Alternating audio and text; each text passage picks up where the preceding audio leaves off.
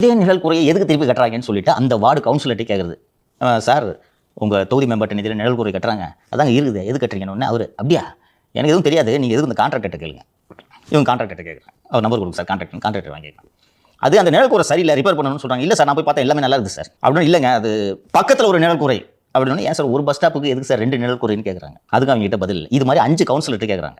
அதில் ஒரு கவுன்சிலர் அப்படியா நிழல் குறை கட்டுறாங்களா, ஓ மை காட் சர்ப்ரைசிங் அப்படின்னு இருக்காரு. இதில் ரொம்ப சிறப்பு எதுன்னு கேட்டிங்கன்னா 142வது சிஐடி நகர் மெயின் ரோட்டில் கட்டுற பஸ் ஸ்டாப் தான் இருக்கிறதுலே ரொம்ப சிறப்பு. என்ன ரீசன்னா, அது மாதிரி ஒரு ரோடே அங்கே இல்லை. சிஐடி நகர் மெயின் ரோட்டில் நிழற்குறை அமைக்கிற டெண்டர் விட்டாங்க.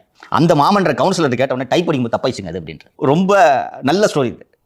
என்ன எப்படிலாம் கொள்ளடிக்கிறாங்க பாரு.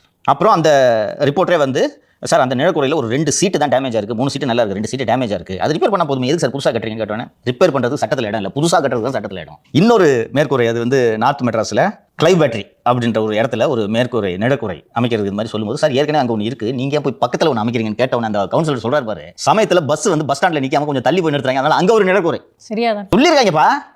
மக்கள் மீது இவ்வளோ அக்கறை இருக்குது சார். இவ்வளவு ஊடகங்கள் எழுதும் போதே இப்படி கொள்ளையடிக்கிறாங்களே, இவர்களும் அமைதியாகிவிட்டால் எப்படி கொள்ளையடிப்பார்கள்?